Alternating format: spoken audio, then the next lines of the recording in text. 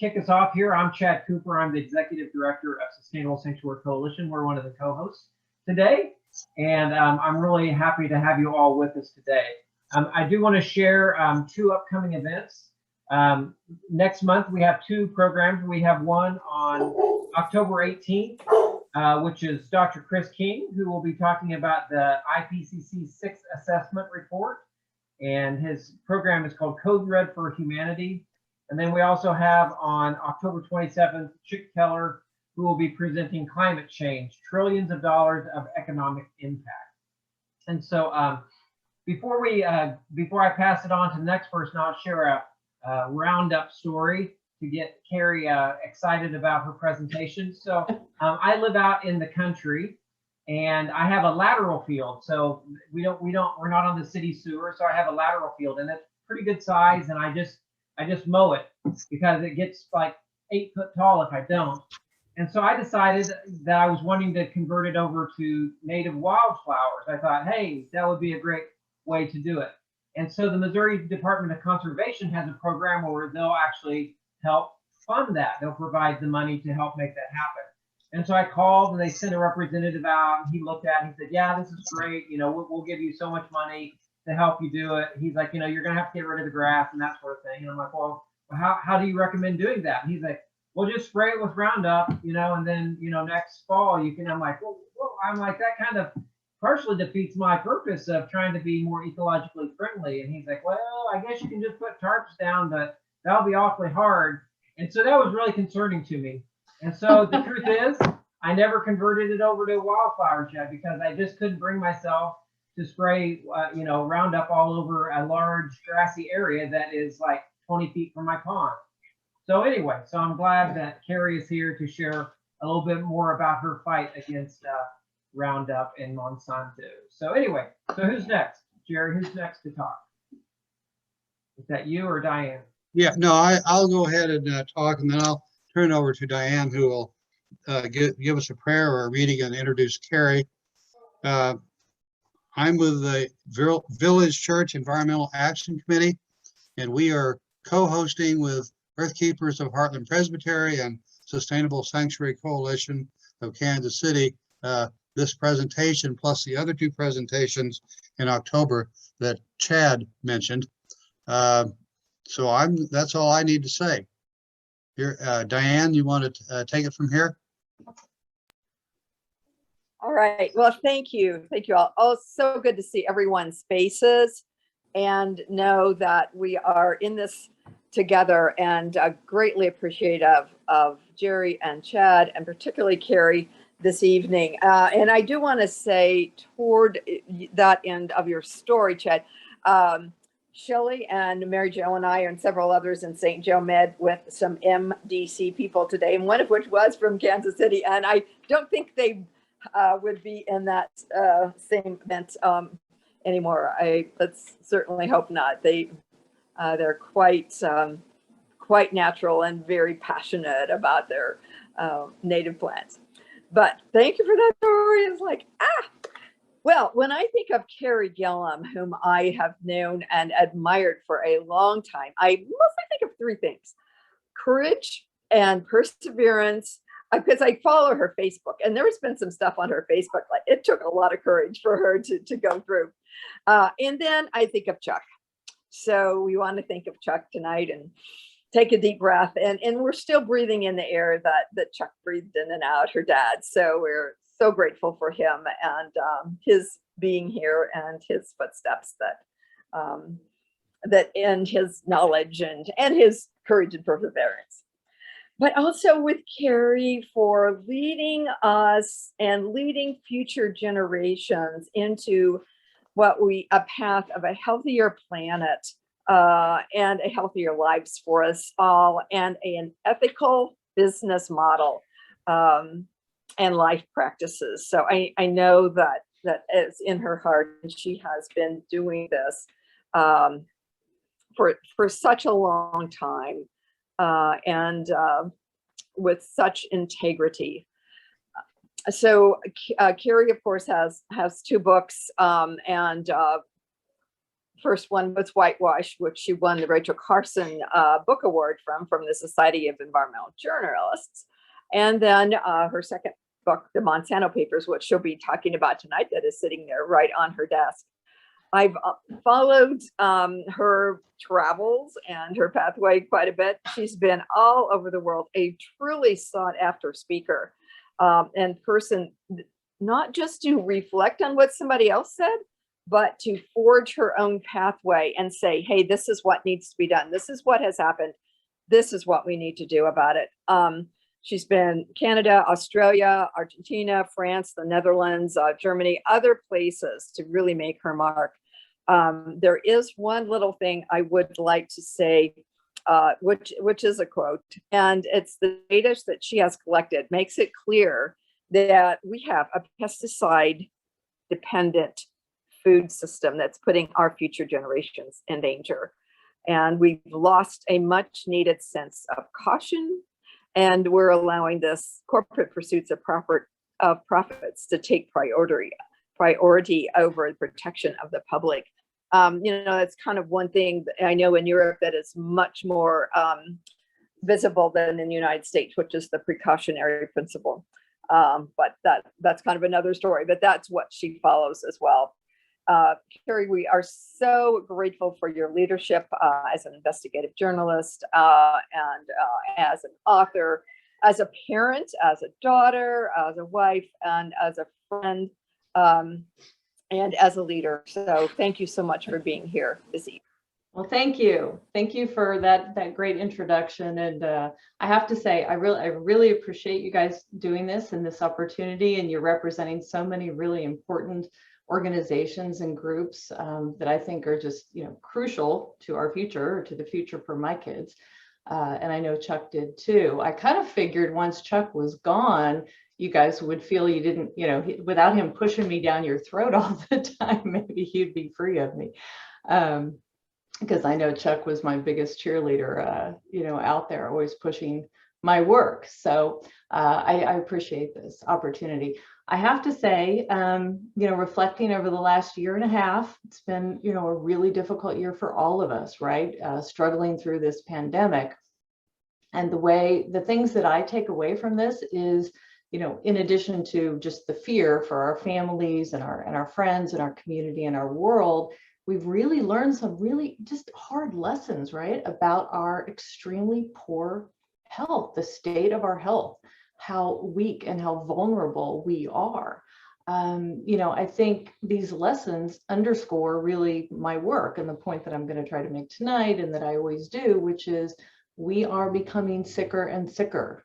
We are allowing our world to be filled with environmental contaminants that we know cause disease and sickness and illness in children and adults, and as well as different species and wildlife, and we're polluting our air and our water and our own selves. And it's something that we need to be aware of and concerned about. And I know I'm preaching to the choir here, so to speak, because you guys are already way ahead of me on that. But all right, let's dive into my book, if I can work the technical stuff here. All right, share screen, share screen, share screen. There you go. Can you see my lovely screen? Yes, nodding. Okay. Okay, great. So I call this a conversation about accountability because when it comes to protection of public health, I think there's just a real need for more accountability, and that's on the part of many players. Corporations first come to mind, these corporations that peddle dangerous chemicals and products with seemingly little regard for human and environmental health. Accountability on the part of regulators, that my work, I am convinced, it's not disputable from what I've seen, regulators are putting the protection of corporate profits over the protection of public health. And I've written quite a lot about that. I'm not going to get into tons of that tonight, but we certainly can if you want to. And then all of us, we have a responsibility for accountability as well. We owe our children and their children and all of the generations to come a healthier future than the one that they're currently facing. My new book, I think, is a call for accountability, an example of a search for accountability. It's about one man and this group of lawyers that he connects with, and how they seek this sort of accountability. This is that man. If you read my book, if you read my first book, Whitewash, you know, this one is very different. You might enjoy that because the first book was kind of a hard read. It was very science and data driven and very heavy on facts. And this book is, I really wanted this to be much more reachable, much more attainable for just a general readership, people who wanted a good story. So this reads a bit like fiction. It's a narrative story about this guy, Lee Johnson. This is something Lee told me one day, as you know, we were sitting there talking about how long the doctors told him he had left to live. I really came to admire Lee, have a special place for him in my heart. He's, you know, a dad, 2 young kids. This is us sitting in his apartment during one of our many interviews. You know, he was a guy who really struggled growing up, didn't have a dad in his life, barely saw his mother, was raised by other relatives, got in trouble with the law, you know, didn't finish high school, you know, just lots of problems. Fathered a kid when he was still a kid, really, but then kind of was getting his act together in his middle life, in his late 30s and his 40s, and had a good job and was living in a nice house, married, 2 little boys, really determined to live a good life and be a good example for his own kids, unlike the father that was absent in his life. And then he comes to learn that he has terminal cancer, non-Hodgkin lymphoma, and the doctors tell him he has 18 months left to live. And he comes to believe that this is because of his job, where he worked as a groundskeeper at a school district and routinely sprayed large volumes of Roundup and Ranger Pro and other glyphosate-based weed killers that were sold by Monsanto. And he had a couple of accidents in which he had large exposures that doused him in this chemical. This is good time we're not eating lunch. Good thing we're not eating lunch or dinner. But this is just a look at the cancer, actually, is a mycosis fungoides, a type of NHL that manifests on the skin and the tissue of the skin. So while many cancers are unseen or hidden, this cancer is actually visible to the world. And these sorts of open sores and lesions came to cover Lee's entire body from head to toe, and caused him incredible agony, even to, you know, have clothing or a breeze or any sort of sensation on these sores, and they would bleed and ooze and weep, and he became disfigured and embarrassed to be seen, and just in incredible pain. So the book is all, you know, again, when we talk about accountability, I have to get into, you know, some of the details, and you are mostly familiar probably with glyphosate. I think several of you mentioned that. This is the active ingredient in these products, Roundup and Ranger Pro, and actually hundreds of other herbicides that are used around the world. Glyphosate was patented by Monsanto in the 1970s. The patent is expired and it's now used by other companies in their herbicides. But Monsanto, which is now owned by Bayer, the German pharmaceutical, remains sort of the company known best for bringing glyphosate to the market and to such popularity through its Roundup products. And you can see how the use of this has grown significantly, from 40 million pounds annually in the 90s to about 300 million pounds used annually now, and this is in the United States. This is just another little chart. I don't want to hit you with too many of these things. They can be boring, but this shows you again from the 90s until recent times, just the incredible growth of the use of this chemical, primarily in agriculture and growing our food. In 2015, there was a very big thing happened, and this was the World Health Organization's leading cancer scientists, the International Agency for Research on Cancer, came together to look at glyphosate and some other substances, which they do on a regular basis. They look at widely used chemicals to ascertain whether or not these have a carcinogenic potential for people. And glyphosate came up for review. And you can see that they determined, after review of about 1,000 different studies, that have been done over many, many years, that glyphosate had a positive association, particularly for non-Hodgkin lymphoma. And they showed that it could be linked to other health problems and diseases, but they found that there was strong evidence in particular for genotoxicity, both for pure glyphosate and glyphosate formulations. And this, so their ultimate classification was a probable human carcinogen. And this just, if you're somebody like me, I worked at Reuters at the time. I spent 17 years with Reuters International News Agency. And if you're someone like me, you know, this was blockbuster news, right? You knew this was going to turn the world on its axis, at least for the agrochemical industry. And indeed it did. And we can get into that, I guess, later with what Monsanto did to try to counter this and discredit these international cancer scientists.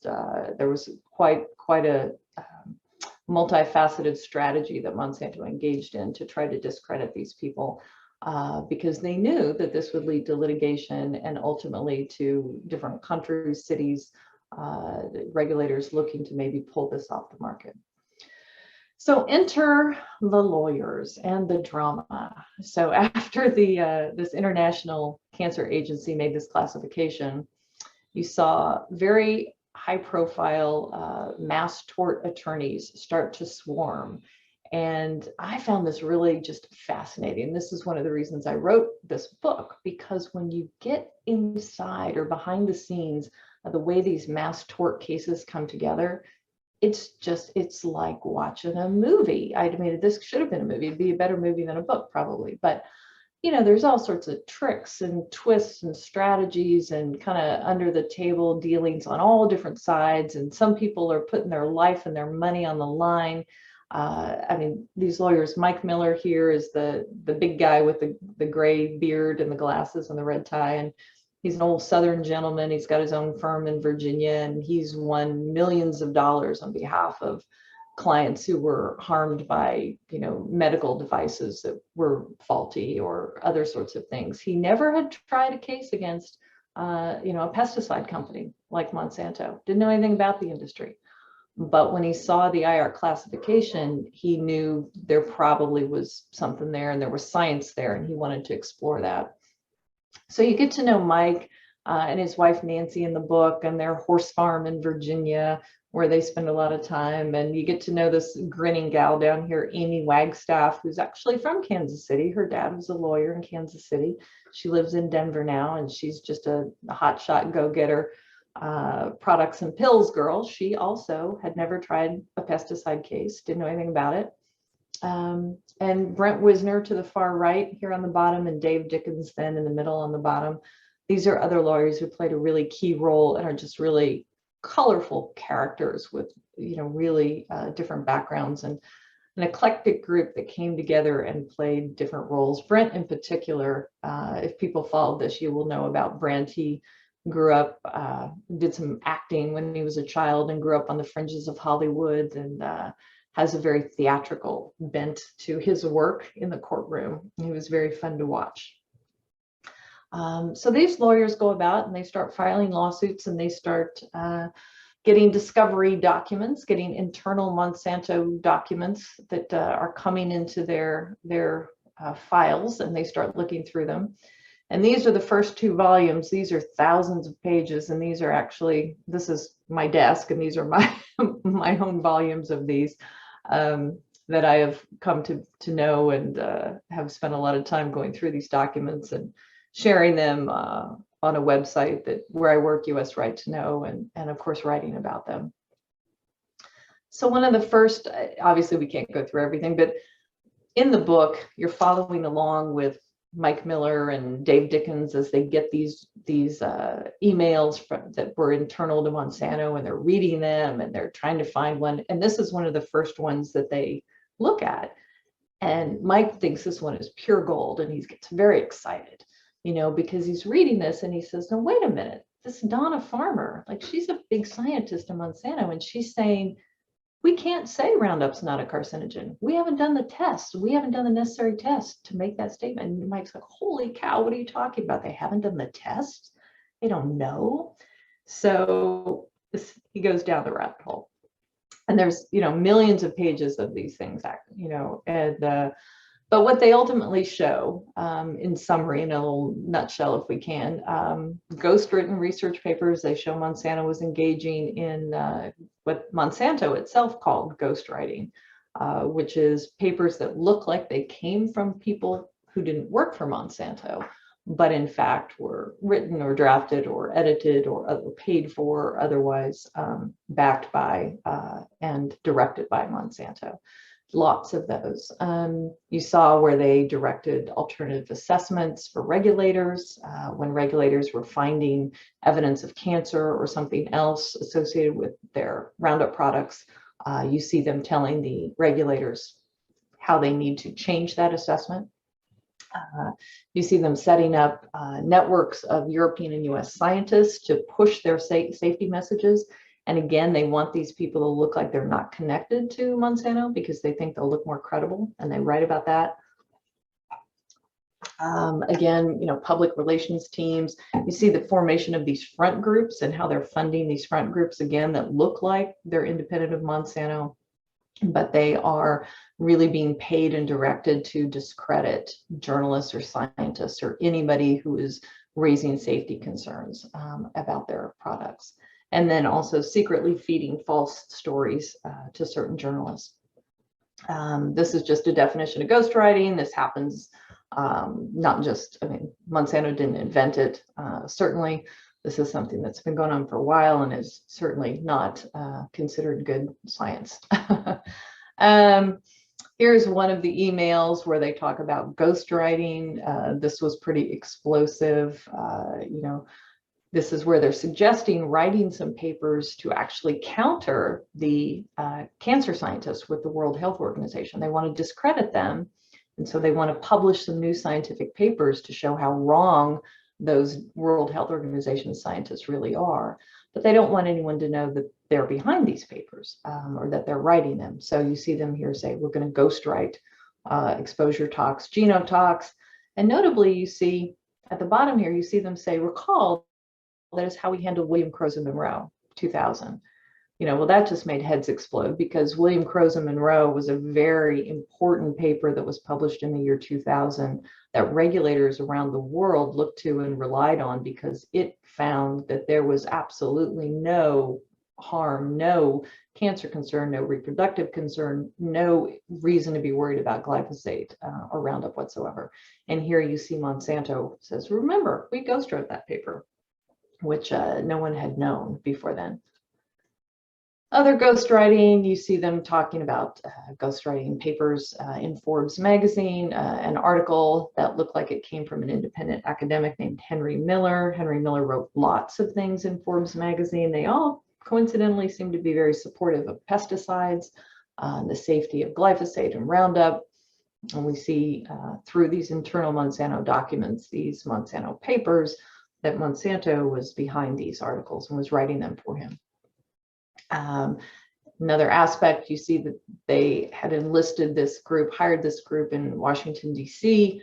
to write op-eds and letters to the editor that could, again, look like they came from, regular individuals or scientists or academics, but they were actually written by this team, this PR team, essentially working for Monsanto. And this is just one more on ghostwriting. We're just going to beat this to a pulp, but this is a paper on the safety of genetically engineered crops and the grain being fed to livestock. And this is a man, John DeCini, a scientist at Monsanto. He's written this paper and now he's trying to find somebody outside the company whose name will go on it. But he's concerned, and you can see here, he's concerned faculty members at different universities he's looking at may not want to just take something they did not produce and slap their names on it. Questionable EPA interactions. There's a lot of this seen in the papers as well. I had actually written about this in my first book. There's so much here, but more came out in the Monsanto internal papers. This is maybe a little hard to explain, but there was a separate agency in our US government, part of Health and Human Services, that wanted to look at the toxicity of glyphosate in 2015. And they had announced this review, and Monsanto was very worried. And you could see in there, again, internal documents, that they said, we don't want them to do this review. We're afraid they're going to find, just like the World Health Organization did, this stuff might cause cancer. We don't want them to look at it. And so what do? They run to their buddies at the EPA, very, very top people within the Office of Pesticide Programs at the EPA. And this story I did in the Huffington Post, but I tracked, you can track it through emails and text messages that go back and forth by the minute, how quickly the EPA officials jumped to help Monsanto block this separate agency review, which they were successful, not in totally blocking it, but in delaying it for about 4 years. This is an email here. You can see Jess Rowland, who worked at the EPA, who was actually in charge of the cancer review of glyphosate. You can see them saying that they've reached out to Jess. Jess is going to work on it for him and says, if I can kill this, I should get a medal. And then another email where they're talking about how useful Jess can be in their ongoing glyphosate defense. But front groups, just to touch on this quickly, I mentioned that these are some that we learned about. Some we've known for many years, others we just learned more about. The favorite here, my favorite, I guess, is American Council on Science and Health. They are super active. Here's some of my there's about 20 pieces on me, I think, on their website. And I'm in good company here because they also have pieces on Danny Hakim and Eric Lipton from the New York Times. Eric Lipton's a science birther, apparently. Eric Lipton, I think, is also a Pulitzer Prize winner. So again, I feel in pretty good company. And this is the greatest email, right? Because ACSH says it's totally independent. But we see in the internal papers from Monsanto that they are not at all. And they were asking Monsanto for more money. They needed more support and more money. And in exchange, they're promising to help work to discredit these international cancer scientists. And you see Monsanto writing, you will not get a better value for your dollar than ACSH. And they end up giving them more money, of course. So all of this evidence, was brought forward in my book and in the very first trial. Lee Johnson, he became the first man, I guess I should have said at the beginning, the very first man to go to trial against Monsanto over these claims. He was the first of 100,000 U.S. plaintiffs. There are now about a little more, actually, than 100,000 U.S. plaintiffs who have filed lawsuits against Monsanto, again, which is now owned by Bayer. All of the lawsuits allege Roundup causes non-Hodgkin lymphoma, and importantly, that Monsanto knew about this and worked really hard to cover up the risks and didn't warn consumers about the risks, and did this through front groups and ghostwriting papers and all of these other things, manipulating the EPA, et cetera. 3 trials completed so far. The first one, the $289 million, that was Lee Johnson's. That got reduced multiple times and finally was 20.5. There's an interesting reason that got cut so much. In California, if you're expected to die pretty quickly, you're not entitled to as much money because you're not expected to have ongoing hospital bills and ongoing pain and suffering. Your life will be short, so your payout can be less. You see the other ones, 80.2, and then a $2 billion verdict.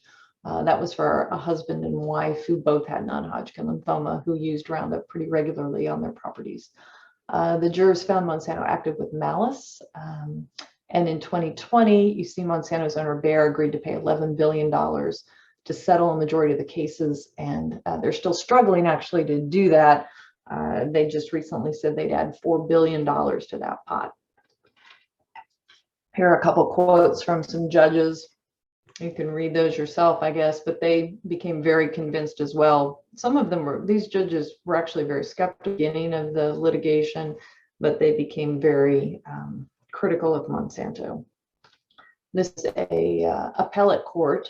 Monsanto has lost all appeals. This is the most recent loss of appeal. This was just filed in August. The appellate court refused Monsanto's bid to try to overturn the last case and said Monsanto's conduct evidenced reckless disregard of the health and safety of the multitude of unsuspecting consumers it kept in the dark. This was not an isolated incident, so you can read that. They were not happy. Monsanto has now filed a writ with the U.S. Supreme Court as sort of their Hail Mary now, hoping that they can get the Supreme Court to take a look at this. And just to wrap up, I got to say, Monsanto's one company, glyphosate, Roundup, one product, one chemical, but really the poster child for the bigger problem, the wrong path that we're on.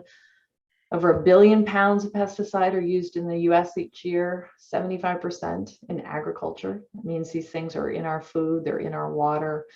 5.6 billion pounds used worldwide. Our USDA estimates 50 million Americans get drinking water from groundwater potentially contaminated by pesticides and other agricultural chemicals such as fertilizers. And again, pesticide residues, if you read Whitewash, that chapter 4 where I describe in great detail all the evidence of the pesticide levels in our foods is not an appetizing fact. And with all these pesticides, again, as I said, we're contaminating our world, we're endangering our health. Research shows a connection between pesticides and NHL, multiple myeloma, prostate, liver, pancreatic, all of these different types of cancers. And we know that pesticides are detrimental to children's brain development. Our government finally, after more than a decade of court cases and complaints, finally banned chlorpyrifos as an insecticide. It's actually still on the market, but they have announced that it will finally be banned because it is known to be so developmentally damaging to children's brains. Cancer has become common. We all know it. I've hit my family hard, obviously, last year, and I'm sure a lot of you have experienced this in your family. It's roughly 40% of men and women in the US now expected to be diagnosed with cancer in their lifetimes. That's just not right, in my view. We should not be complacent. We should not be accepting this. We should not become comfortable in living with cancer. We should be fighting to live without cancer, in my view. Hard to do when more than 90% of Americans have pesticides in their bodies. These are what our studies show us, looking at blood serum and urine samples. The United Nations is on it. They're a global human rights concern. They're calling for a phase out of dangerous pesticides in farming. They acknowledge, just as all these top scientists do, excessive use of pesticides are very dangerous to human health.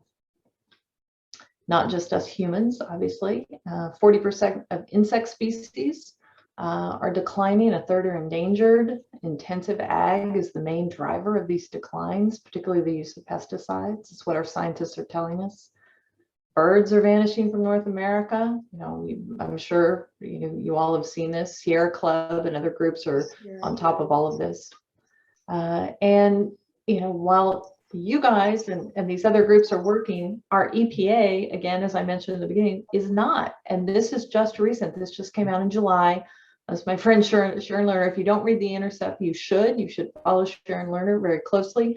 4 whistleblowers, 4 from the EPA, just came out this summer, and with their names, with text messages and audio recordings, and just blew it wide open, showing EPA management kowtowing to chemical companies. And the things that they have shown that they are doing is just incredible. Again, what Monsanto was having to rewrite assessments so that chemicals can go out onto the market, and hiding the risks that they pose to human health. You can see here, this is when the whistleblowers identified, the whistleblowers presented detailed evidence of pressure within the agency to minimize or remove evidence of potential adverse effects of the chemicals, including neurological effects, birth defects, and cancer. This is our EPA management working to hide this stuff. So what do we do? Well, this is my dad and this is my daughter. Like, this is a very old picture, obviously, but what do? We do what you guys are doing. And that's why I just have to applaud you. This is from I stole this from Sustainable Sanctuary. We're all connected to God and to each other and to all of creation, and have a God-given responsibility and for accountability for the greater well-being of the whole. So I look to you guys to lead us out of this mess, I guess. And this is a lesson from my dad. if you knew him, you know this is what he was, pounding the table on. We must care for the earth as we care for our children, because the two are inextricably linked. And when we poison our planet, we poison our children and their future. But if we work to nurture and sustain this planet we share, we provide a healthy home for generations to come. And that is the message that I'm trying to get out there. And this book hopefully does a little bit of that. I've dedicated it to cancer patients, cancer victims. I didn't know when I finished the book that my dad would be one of them, unfortunately. But hopefully he knows it anyway, and hopefully he is proud. And I am back. Ta-da! I'm done. All right, yeah, this is Jerry. While Hi, Jerry. people are thinking of Did I put everybody to sleep? yeah, as people are starting to formulate some questions, I wanted to read an excerpt from Carey's book on page 135, where she cleverly refers to herself in the third person.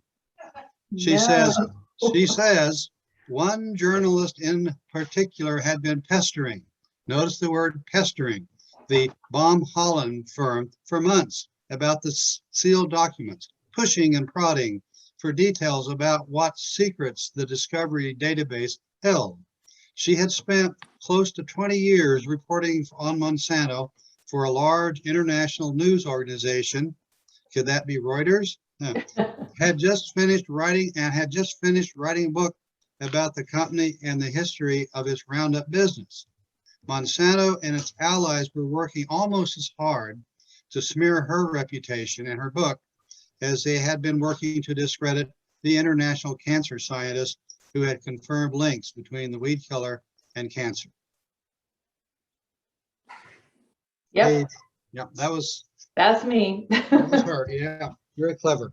We had a hard time trying to decide, because the whole book is narrative, third person, and for me to jump in and switch to first person would have been really strange, but I did play a role in bringing those documents out. So we disclosed it at the end of the book that it was me, but we didn't we didn't interject that right there. Yeah. Keep everybody in suspense. If nobody has a question, I can read a little excerpt, but do we have questions? Yeah. Fred. Yeah. This is Fred. One question that occurs to me, I have kind of a personal interest in pediatric cancer, and I know non-Hodgkin's lymphoma is not unusual in pediatric cancers. And I'm curious if in your work you see any cause-effect situations where you have pediatric cases. Yeah, so actually right now in California, in Los Angeles County, a trial is underway. No. Can you hear me? Okay, sorry. Yes, a pediatric trial is underway. A young boy with non-Hodgkin lymphoma who had what, his parents claim and his lawyers claim was excessive exposure. His mother sprayed this chemical as he was, a baby and a toddler and out in the yard crawling around, and she was spraying, and he was in the grass or whatever she was spraying around, and he has non-Hodgkin lymphoma. And so his case is being heard right now in Los Angeles County against Monsanto. So, and there were others that were actually settled last year that were to go to trial, but they're blocked those and went ahead and settled those. Carey, I've got a question for you. I don't know if this is outside of your wheelhouse, but I know you've been reporting on it. But as I mentioned, I live on a farm, and you wait a little bit, and it starts getting taken over by weeds and stuff. Do you think that there is a place under strict management for use of some of these chemicals? Again, I've kind of always say I don't ever want to tell a farmer how to farm because there are so many factors that have to be taken into consideration. Obviously, I guess when it comes to glyphosate, I think that a lot of mistakes were made, and I think the over-the-top use that was allowed in the 1990s, which is to be sprayed directly on so many different crops, which really exacerbates the issue.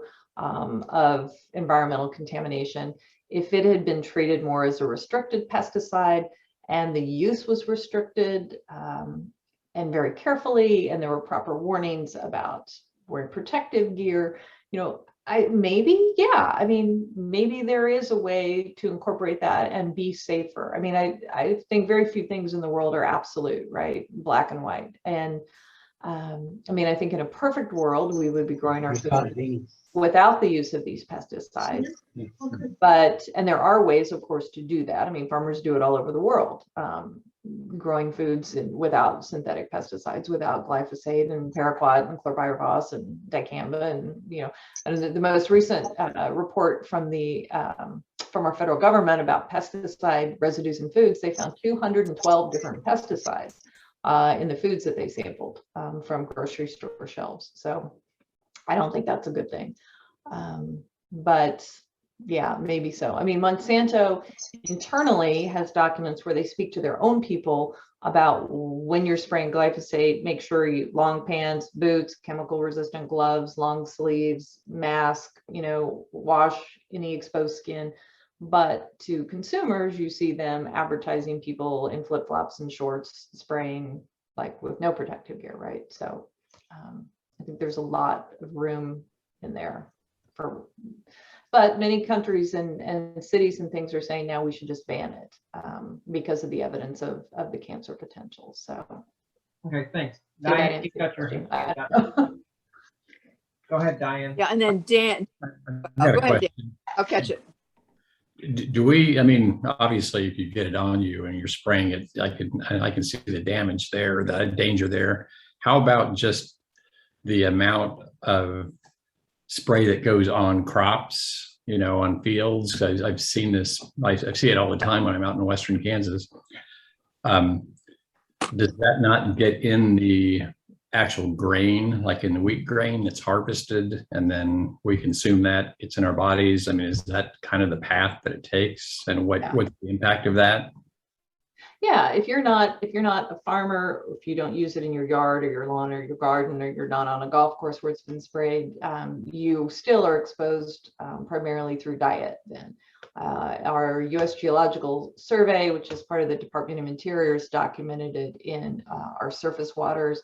They've also documented glyphosate in rainfall because it's so pervasive, so ubiquitous in our environment. And yeah, it's been found, it's documented in a whole array of foods, honey and oatmeal products, baby oatmeal.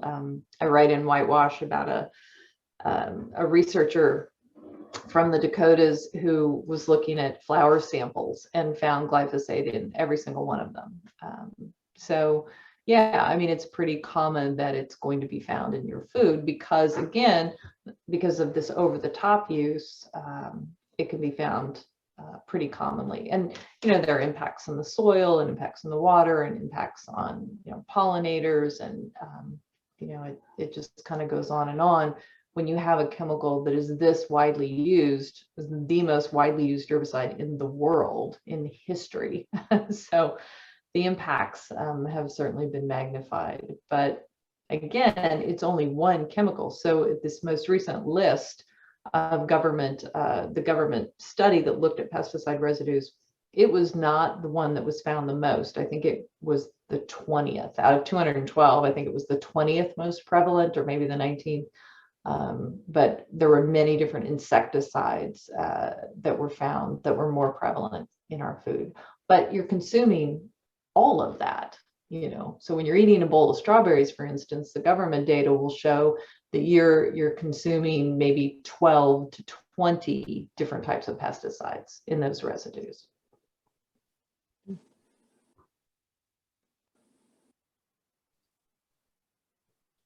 Anyone else? I'll go. Yeah. That I did put in the chat.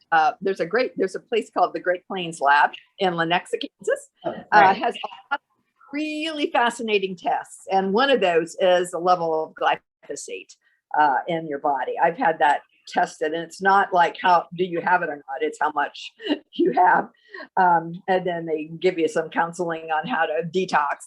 from that. But you can get that if your physician or nurse practitioner has an account with Great Plains Lab.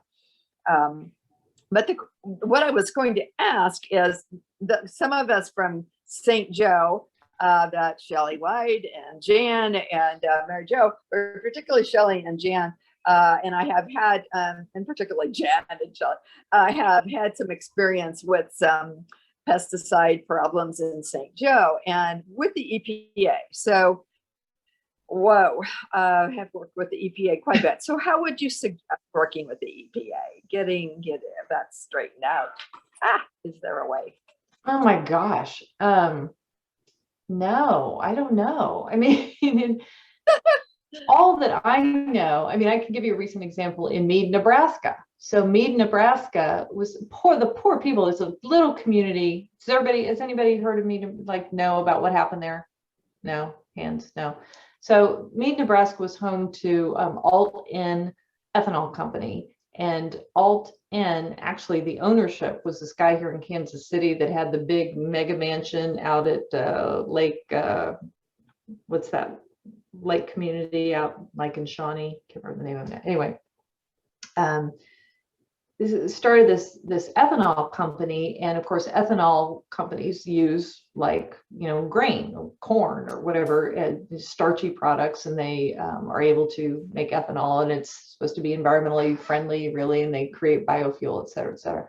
But what he started doing, or what the company started doing, was taking in treated seeds, and these are seeds that have been corn seed that has been, or seed corn that has been treated with neonicotinoids, which are these type of insecticides that are particularly toxic or dangerous to animals, and they coat the seeds. So you plant the seeds in the ground, and then the crop grows, and then it's toxic to these insects.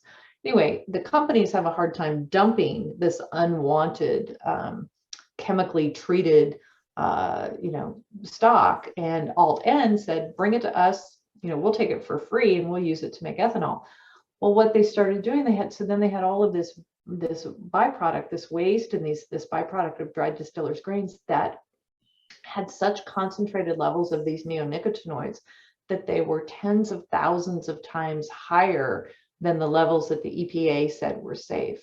And they were piling up around this ethanol plant and washing into the water and getting everywhere. And dogs and birds were getting sick, and people were getting sick, and bees were dying off, and the birds were going crazy. And these townspeople kept going to EPA and to their environmental regulators in Nebraska and saying, do something about this, stop this. The company was violating every regulation pretty much the state had for, containment of wastewater and lagoon management, and the state did nothing until I wrote a story about it for the Guardian and just, kind of put a spotlight on it. And then other media jumped all over it and wrote stories about it, and TV crews started showing up. And then all of a sudden, regulators said, oh, and they shut the plant down. And, they now have a cleanup underway with all these big companies and everything. So that didn't answer your question, but that's the only thing I know, I guess, is shine a spotlight on it, right?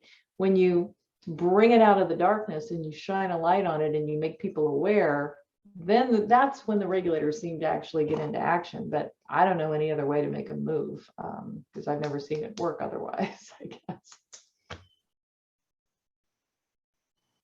And Dave, how about David Mitchell? Am I supposed to call out people, or? Go ahead. If you see a hand, go ahead. David Mitchell. Well, I guess the problem is that this is a worldwide problem. Yeah. And what indicators do you see that the world is beginning to wake up to the dangers of us committing ecocide, basically, on the natural world, and in the process, as you indicate, that we're sickening ourselves terribly. What gives you hope that we're going to be able to turn this bad boy around? There are places around the world. There are countries, Thailand, Mexico, France, Italy, Germany, even Germany, who are saying we want to ban these pesticides. And European countries have banned, many, even pesticides that the companies are based there and they manufacture them there. Europe is saying, no, we're not going to let you use them here. So I think the US is woefully behind, and I think it's because we sort of, worship the almighty dollar and corporate profits and all of that sort of thing, and all the corporate money that fuels public policy in Washington, D.C. Is a significant problem. I mean, this, for instance, chlorpyrifos, this insecticide that I mentioned that is known to be so developmentally damaging to children, the EPA's own scientists many years ago wrote in this document that just made my jaw drop, there's no amount of this that is safe in food and water. There's no amount of it. And yet it's one of the most widely used insecticides in agriculture, and was commonly found in fruits and vegetables and products given to small children, known to be neurodevelopmentally damaging to those children. And it was, as I said, it was banned from household use in the year 2000 because of the dangers, but continued to be used in agriculture because of the lobbying and the political pressure from the agrochemical industry. Many, many lawsuits. Was finally supposed to be banned in 2017. The Obama administration was pushing it that way. Trump came in, Dow Chemical gave $1 million to the Trump inaugural fund, had a meeting with Trump's people in April of 2017, and the ban went away. So here we are 4 years later, and it's still being used widely. And we just now have had Biden's administration say, oh yeah, we'll go ahead and we'll ban that. So it's a long way of answering your question, I guess. But Thailand, for instance, is it 2 years ago now or 1 year ago, said it was going to ban glyphosate and chlorpyrifos and something else. The US government, Monsanto and Bayer and the agrochemical industry got the State Department involved, pressured Thailand with all sorts of trade sanctions and other problems, and they backed off of their ban.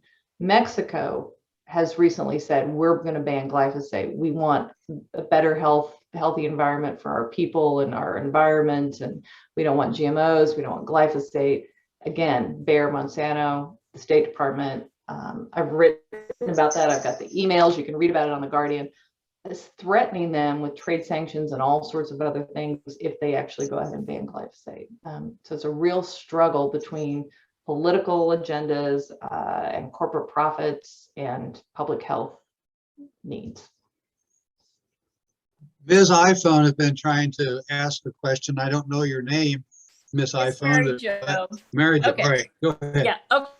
So I have several questions for you. A couple I put on chat, but so my first question, could you spell the name of the insecticide that you keep saying about that affects the child development? Could you spell that for me? I can, and I put it in the chat too. Oh, okay. Sorry. Chlorpyrifos, CHLORPYRIFOS. Okay. Yes. And so I thought you had actually made or been in a documentary about insecticides in foods. Is that wrong? Or is that true? I've been in like 4 or 5 or 6 documentaries. About food or? Yeah. So, I mean, there's one called Poisoning Paradise. Maybe that was what I'm thinking about. Okay. Yeah. There's one called Poisoning Paradise. There's one called the Monsanto Papers that was done by an Australian, like a 60 Minutes group. There's one from France. There's another one coming out next year. There's quite a few actually. Okay. And what is your best resource for the list of insecticides found in food? Your most reliable resource? I was going to see if I could pull the books out. So here's one. Let's see if I don't think I have so here's one. This is just a random one. Can you see this? This is the USDA Pesticide Data Program. Now the FDA does a similar program. They both every year do this, but you can see it's just data. It's just charts. Okay. or not charts, but just data. But it will Right. give you all of the, and it's got a summary report at the beginning. But you can pesticide data program, or the FDA operates 2 different programs to assess that. And you can always Okay. email me too, and I can send you links. So they're not super easy to find on the website, but you can get them. Okay. I might mention that if you Google the Dirty Dozen, Yeah. usually it'll crop up with a list of the 12 most contaminated fruits and vegetables. And probably with that, you can find the cleanest as And well. this is, EWG gets its data from USDA and FDA. Yeah. Okay. And then what was your resource for the fact you said, I think you said this, 90% of people have pesticides in their bodies? What's that resource? Let's go back to the, I'm sorry, my brain works slower than your. no, and I can send you my PowerPoint too, if you were interested. Oh, okay. I'd have to look that up. I mean, I look at this isn't where this came from, but the National Toxicology Program, our U.S. National, which is part of NIEHS, is a great resource.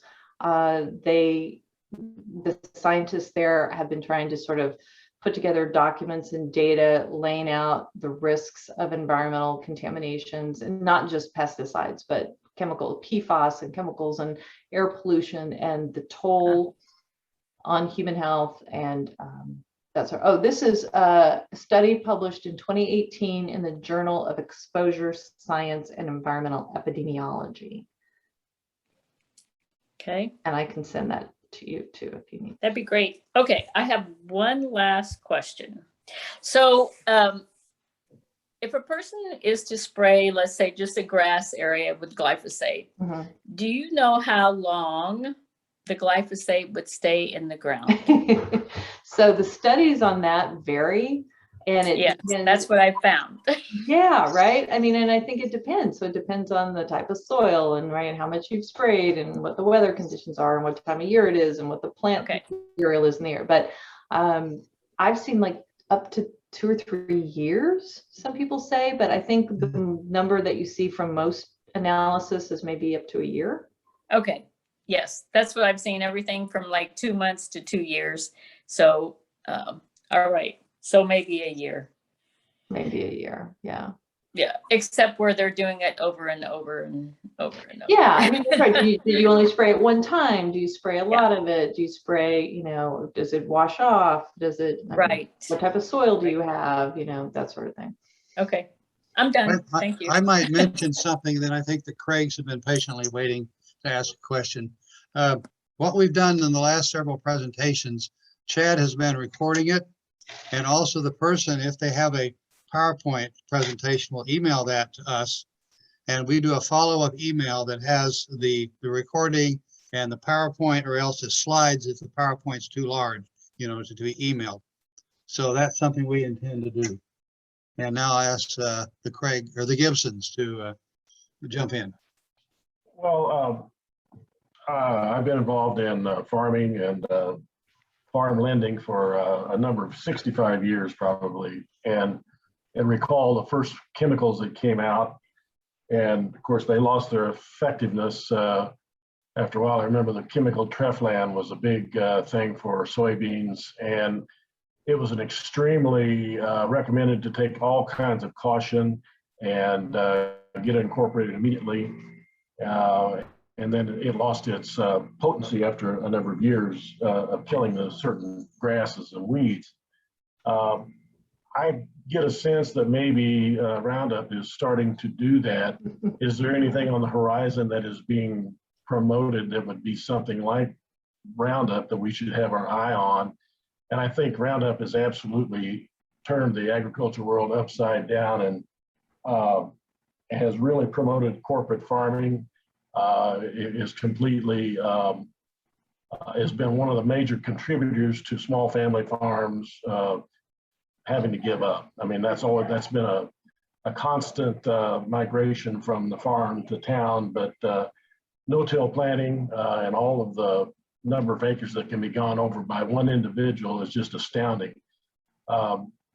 When I was growing up, 80 acres would support a family, and then it went to 160.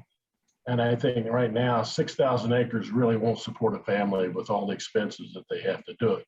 So I know there's other chemicals. Roundup, I think, is playing out. There's a lot of weeds that it won't control. But, and you touched on this a while ago, the time that it takes to leach out in the soil, which brings up another question. Organic labeling, is it being monitored, do you think, as well as it should be?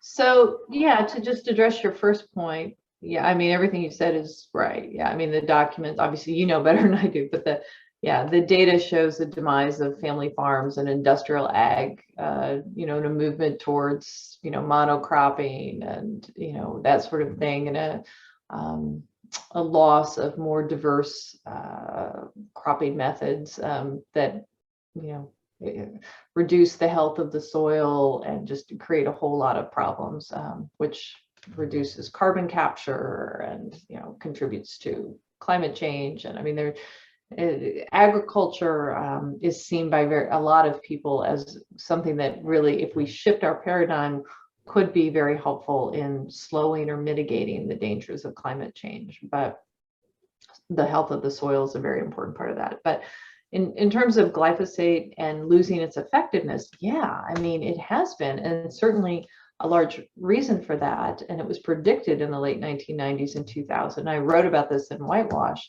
These scientists said you can't use over the top, like spraying this over the top of genetically engineered crops is going to lead rapidly to a rise of glyphosate resistant weeds. And they filed formal reports and warnings with the EPA and Monsanto and EPA said, nah, you're wrong, we're right, don't worry about it. And the EPA allowed it. And you have seen a rise in glyphosate resistant weeds around the world. And these weeds are not like little things like this. These are things that are taller than I am in some respects, and that farmers really, if they don't get on it, you know, they can't kill them, and they then suffer a loss in crop yield and their overall productivity. So Monsanto, so the answer from the chemical industry has been, well, let's use more glyphosate and let's combine it with dicamba, which is another herbicide, an older herbicide, and 2,4-D. And let's put out crops that are now genetically engineered to tolerate being sprayed directly with dicamba and glyphosate and 2,4-D and glyphosate.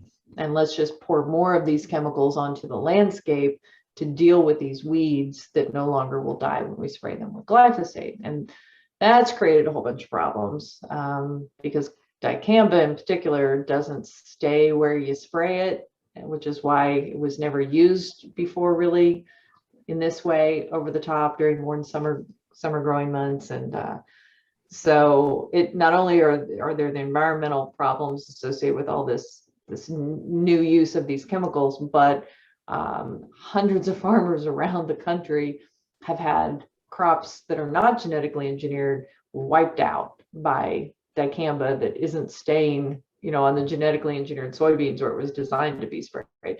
And so that's their lawsuits. And one farmer actually shot and killed another farmer over this. And it's a mess all over the country, all over the Midwest in particular. I have one final question, I guess. So many chemicals like atrazine, Atrex has to have the applicator pass an annual certification. And you cannot go to the farm store and buy atrazine without this certification, or at least you used to not be able to. Why isn't, with Roundup, why is it offered so readily? I mean, anybody can buy it and apply it, even in any form. But atrazine, Atrex, and many, many other herbicides and pesticides, you have to have a certification. And we don't hear much about, you know, well, you've brought up pesticides, but atrazine, I've seen it kill off entire lakes of fish. It's very, very toxic, and it takes a long time for it to leach out, for sure. But we haven't seen anything like that with the Roundup or glyphosate products, you know, out there. You can go to any shelf of the hardware store, Home Depot, or whatever, and buy Roundup. Yeah, that's for sure. And I should have mentioned, this was big news, and I forgot, you probably have read it. I forgot to mention, but as part of the litigation, Bayer has said it's going to stop selling glyphosate herbicides like Roundup at Costco and Home Depot and that sort of thing. So they'll stop selling that in 2023, they say, but not stop selling it to farmers. But you're right. There's a difference in concentration and different in level. And there are versions of the Roundup products that are sold to the professional applicators that are different in formulation than those that are sold to the consumers. And that, and Bayer has made that distinction and said that it's not going to stop selling to these professional applicators because, there are different requirements, and they are well trained, and they are supposed to be knowing how to, equip themselves and properly wear protective PPE and that sort of thing. So there's a very big difference. You're right. But what came out through the trial and the documents in the book is that Monsanto was saying the brands that it was selling, were so very safe, and there was no evidence whatsoever they could cause cancer. And of course, that was not true. And so this is sort of where they are now. And atrazine, you're right about atrazine. And atrazine glyphosate sort of supplanted atrazine in terms of which was the more popular herbicide. Atrazine use sort of went down as glyphosate use went up over the years. I just put in the chat the link to the Dirty Dozen. Oh, yeah. You might want to look at that, but you could probably Google it yourself and maybe find other sources. EWG just has a new study published. It's dated tomorrow, but it's a new study that they're published in I can't remember the name of the journal, but it's looking at organic foods, organic processed foods versus conventional processed foods, and sort of measuring them on different areas, metrics for what would be considered healthy and what wouldn't be. And so that's something you guys might want to look at too. In one of the bios for Carey, she included this quotation. I just might mention it. She also mentioned there might be parts of her book she might want to read in closing, but this is what she says.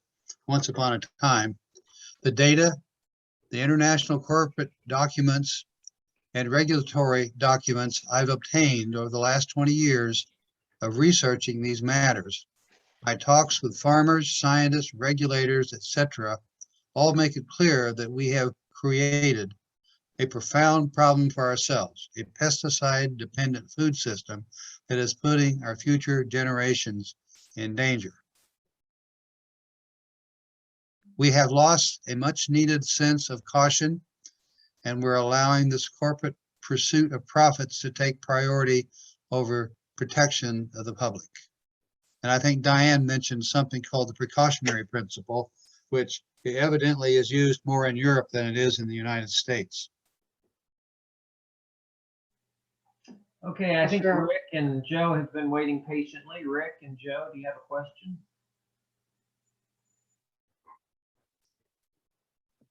Just something to add. One other way to get action by a government agency is to actually enlist another government agency. Sometimes there's overlapping jurisdictions. In the case of the carbon tetrachloride and aromatic hydrocarbon contamination at Camp Lejeune, the military who had the responsibility for the area would not investigate, and the county and state public water systems actually got involved, forced them to do the testing, and did reconciliation with them until the military actually acknowledged that there was a problem. And so it was actually the state public health people that ended up getting the federal government or the military to respond to a rather significant contamination problem.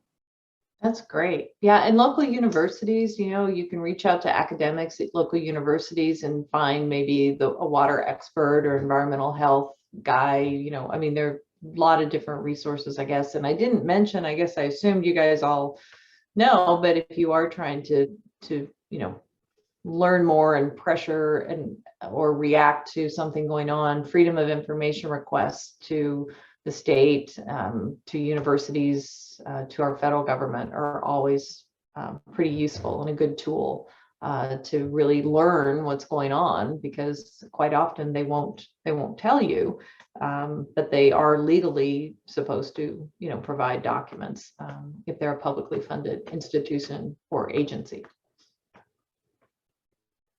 Fred has his hand up.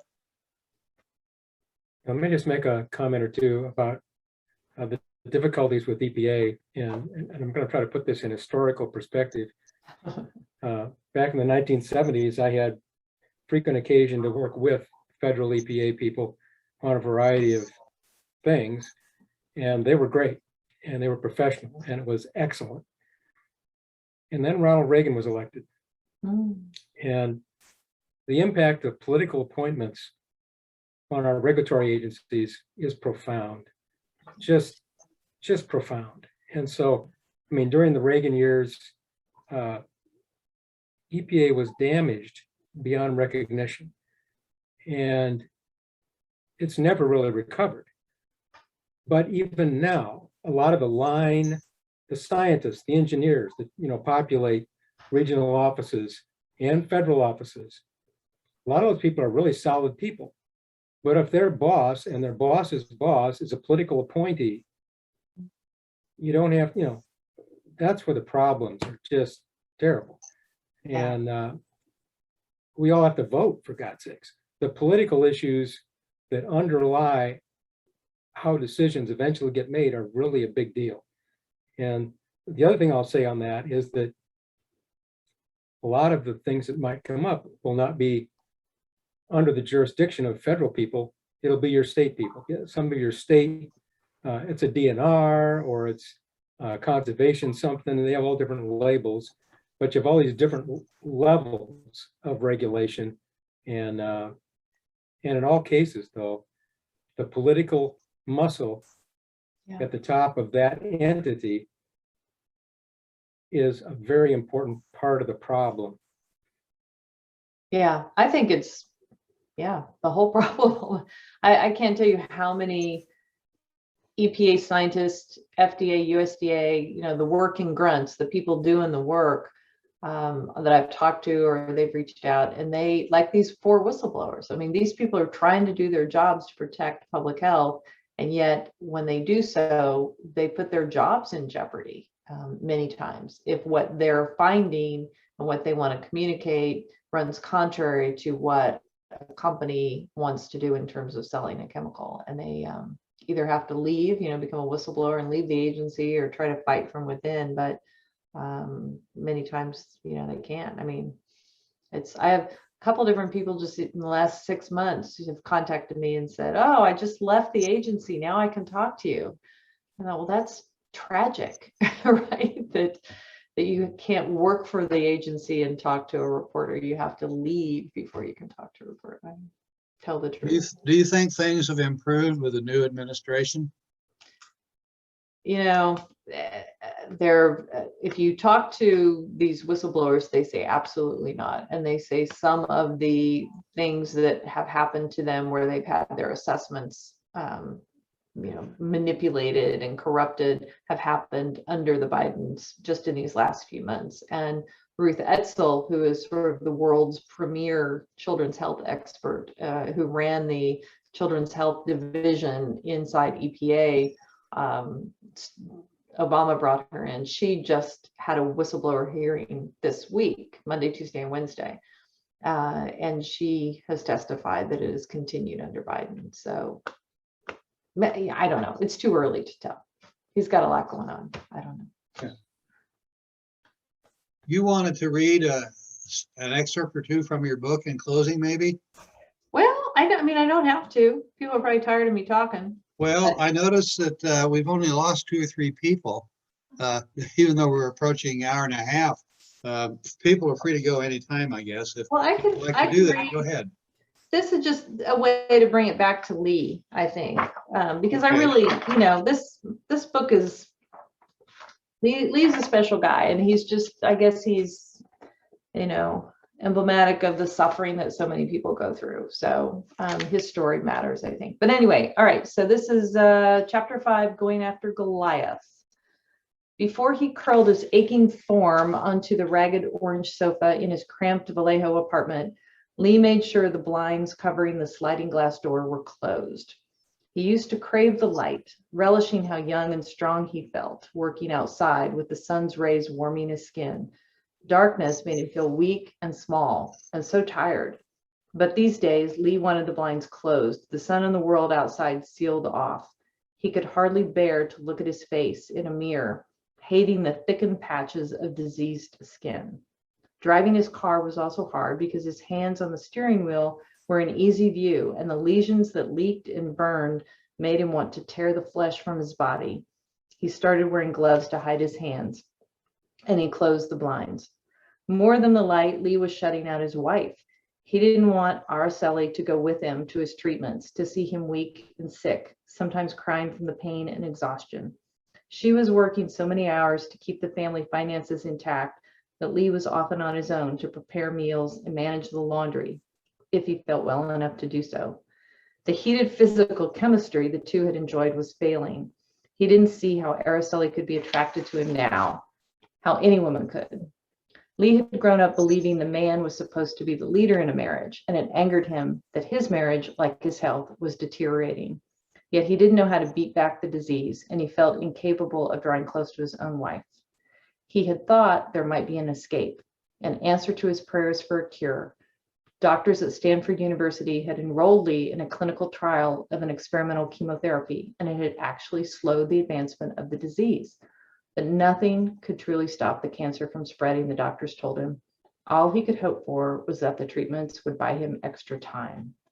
He wondered about his lawsuit against Monsanto.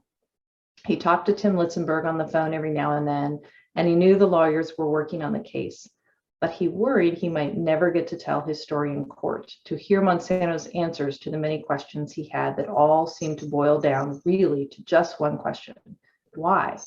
Why had the company advertised the herbicides it sold as so safe? Why didn't he know when he was spraying for the school district that it could potentially cause cancer? Why was he dying? That's part of chapter 5.